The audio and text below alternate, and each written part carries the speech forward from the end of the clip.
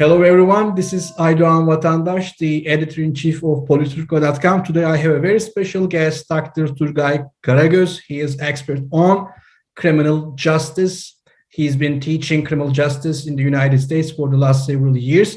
Thank you so much for joining us, Dr. Karagoz. Thanks for having me, Aydogan. Okay.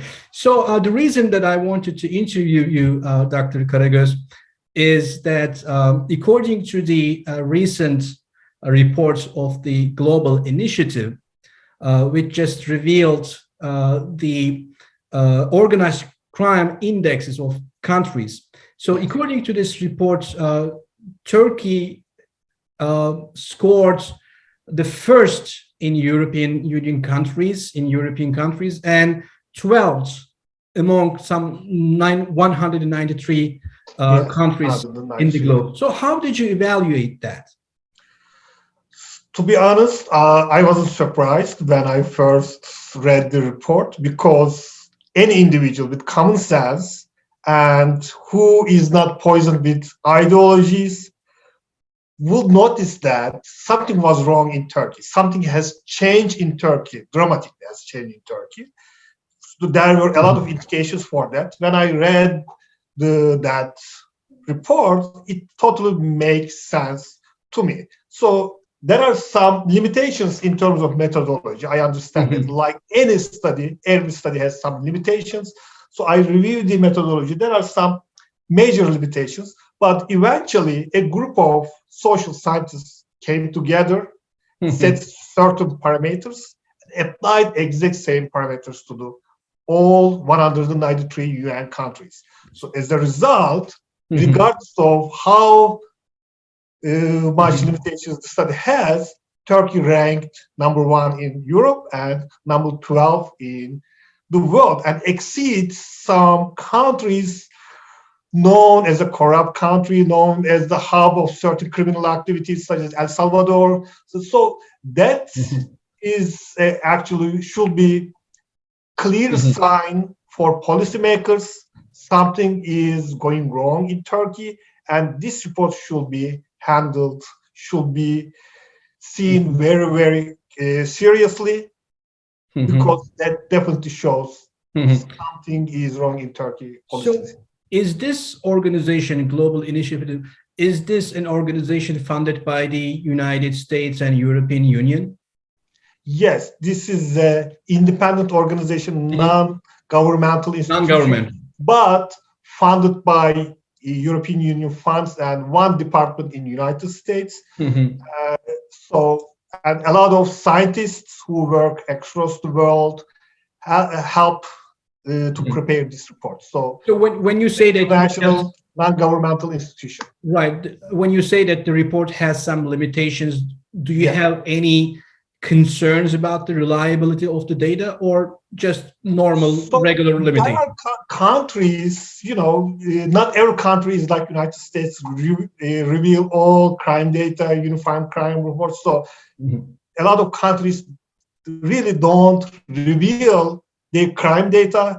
Turkey is one of them. Turkey has never been a very, very transparent country at all. So I don't say that it is a concern, but maybe if all data we have, if all countries would be a transparent country, reveal all crime data, maybe Turkey would rank 15th instead of 12th. So I see. Those type of minor changes I would expect, but I don't expect any major dramatic change, even if those limitations did not exist in that study. I don't call that as a concern. Okay, so can you please tell us about these dramatic changes in Turkey that led this score? Sure. So, first of all, Turkey is located in a position that can foster organized crime.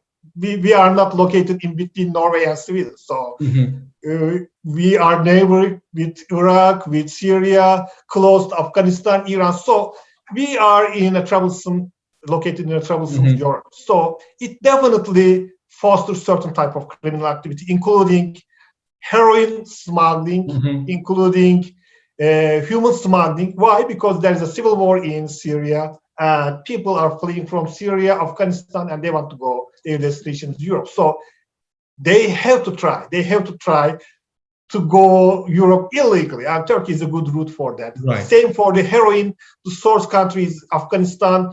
Europe is a major market, and there are a couple routes to do that. Turkey is one of the most convenient ones, so they will try, regardless of how strong criminal justice system we have, how strong the laws we have, how the government is strongly determined to fight against this type of crime. So we should expect certain level of criminal activity, organized crime activity in Turkey due to social factors. Right.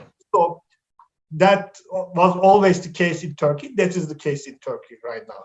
So the major changes, there are certain types of crimes we have never seen in Turkey before, or we see very at minimal levels, such as what kind of crimes, sir? Cocaine trafficking, such as know the cocaine growth in Peru, in Colombia, so Latin American countries, Southern American countries. So, and the market for this cocaine is Europe, United States, Canada, and some rich Arabic countries.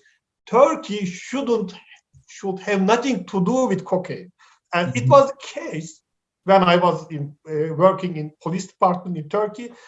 In 2002, the seizure rate of the cocaine was only 8 kilograms. So Turkey became more prosperous, and the demand increased over time. When I was leaving from police force 2012, the seizure rate was about 100 kilograms, and that is, I think, that is not acceptable. We need to eliminate all of them, but there are social realities. If there's a demand, there will be smuggling, but in that case, it should be minimal, because the social factors does not facilitate the cocaine trafficking in Turkey. But right now, we are talking about, in one seizure, tons of cocaine. Turkey is not the origin country, is not a transit country, is not a target country. So that's something wrong. And we are talking about millions, sometimes billions of dollars. These drug traffickers invest their money, risk their product, and change their route. They distribute their cocaine through Turkey. So that shows something. Why they are taking that type of risk. It cannot be explained simply there is a strong effort fighting against cocaine in Europe, and they changed it. No, that is not the case. So what is the reason then? Institutional support or institutional tolerance towards that guy, and otherwise, we are talking about billions of dollars. Nobody would risk their money, because Turkey is not a conveniently located on cocaine trafficking routes. So also, I'm sorry, are you suggesting that the cocaine trafficking led by some organized crime organizations in Turkey are supported or backed by the Turkish government itself? I definitely believe that. Any type of organized crime group needs to have some sort of government connections, but usually in democratic countries, the countries with the rule of law, there are individual connections. There are some couple bad apples in the government system with some temptations, and they help the organized criminal groups. So that is the case in a strong country with rule of law. But in here, I believe we are talking about the institutional support, not the individual support. Why? Because after all of those seizures, we didn't find, the Turkish police did not investigate any major investigation and found those drugs located in Turkey. We are talking about billions of dollars, and no high-scale profile has been arrested as a result of that one. And some people within this network actually confess what's going on, such as Sedat Peker. Yes. Going on about these routes and everything. So that definitely supported my view. and helped me to reach that conclusion. There should be institutional support Right. to facilitate that new type of organized crime in Turkey. Also, another new type of organized crime is arms trafficking, weapon trafficking. So we see Sedat Peker again confessed one time they delivered a lot of weapons, artilleries to the certain groups in Syria. And it looks like not only Turkish intelligence delivered those type of weapons to rebels in Syria, but also the radical groups, jihadist groups, Salafi groups are obtaining their weapons from Turkish mafia groups, Turkish organized crime groups. That is also one of the major changes in Turkey. One thing I want to mention, I think that is very, very important. The report mentioned about the resiliency system in the resilience of the criminal justice system has collapsed in Turkey towards organized crimes. So that is one of the major findings of the report. So think about that. So you cannot, as a criminal justice system, it cannot investigate all sorts of crime. Why? Because you have limited resources. You need to allocate those resources wisely. So then you need to prioritize certain crimes over other minor crimes with your limited resources. You need to do that. You need to have some strategy. So as everybody can acknowledge that, that was a major shift from in our criminal justice system, focusing on core criminals to political opponents. The criminal justice system has allocated most of its resources to political opponents, primarily Gülen movement supporters, instead of they should be focused on core criminals. So that even, let's assume everybody in our government are honest people, they don't have any connection with the criminals. Even this shift can cause a lot of criminal activity in Turkey. Why? Because this sends a message to the criminals. There is no enforcement for them. The police primary and the criminal justice system primary target is political opponents, and let's do whatever you want. So that's the message you are sending to the criminals. But in Turkey, the situation is worse than that. They are sending that message. At the same time, they are helping them, they are supporting them, and they sometimes committing crimes together. So that is a major shift happened in Turkey. Right. So can we say that Turkey has turned into a narco state? So the narco state is I think, a little bit fuzzy term. So I cannot tell that. So narco state means a state main income come from the narcotic activities. So it wouldn't. I wouldn't argue. I wouldn't say that. But right now, compared to 10 years ago, the drugs played more major role right now. So that's I could say. And there are more people involved in drug trafficking compared to 10 years ago, but it is still not a country like Venezuela or Colombia. But it's on that track. It's on that direction. Turkey has other geographical advantages, a young population, so it could turn into a manufacturing hub for a lot of European companies, United States companies. So I think the economy will be always diverse compared to those narco states, but the percentage of this type of illicit market increasing, and I think that is worrisome. What did you see about human trafficking? So what kind of data do we have in the report regarding the human trafficking related crimes? So there are two types of, a lot of people confuse human trafficking with human smuggling. So human smuggling is different than human trafficking. Human smuggling is simply helping illegal immigrants to go across the borders. So that is very common in Turkey, and it became more prominent due to Syrian war, due to Afghanistan, the things happening in Afghanistan. But when it comes to human trafficking, so it is a major problem. It has been a major problem since the collapse of Soviet socialist republics. Right. Their economic collapse, and a lot of, especially females, became very vulnerable to abuse, Right. sexual abuse especially, and a lot of gangs actually abuse that. So Turkey has an issue about the human trafficking. So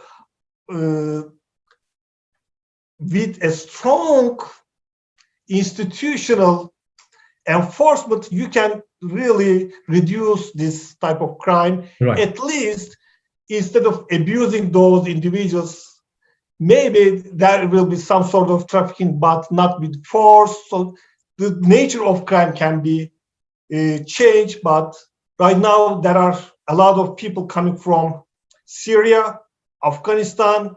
They are forced to work maybe 10 liras per day. So it's a cheap labor force for everybody. And there is no, if something happened to them, since their identity not recorded in somewhere, they will just disappear. So there is a major potential for abuse in terms of human trafficking, and that abuse can be sexual in nature or abuse of labor, or sometimes we heard about that, especially in the eastern part of Turkey, some people are married with Syrian kids. So Right.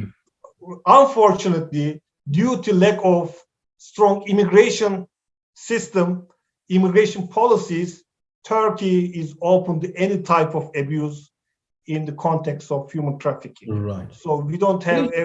It is so interesting, Dr. Karagoz.